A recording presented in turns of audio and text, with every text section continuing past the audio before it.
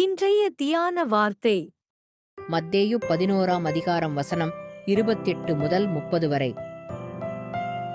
வருத்தப்பட்டு பாரஞ்சுமக்கிறவர்களே, நீங்கள் எல்லாரும் என்னிடத்தில் வாருங்கள், நான் உங்களுக்கு இளைப்பாறுதல் தருவேன். நான் சாந்தமும் மனத்தாழ்மையுமாயிருக்கிறேன்.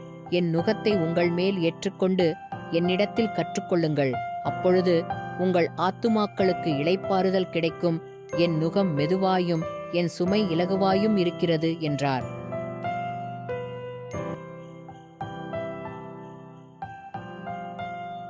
Matthew chapter 11, verse 28 to 30. Come to me, all who labor and are heavy laden, and I will give you rest. Take my yoke upon you, and learn from me, for I am gentle and lowly in heart, and you will find rest for your souls, for my yoke is easy, and my burden is light. இயேசு கிறிஸ்து உங்களோடு இன்றும் என்றும் இருப்பாராக. ஆமென்.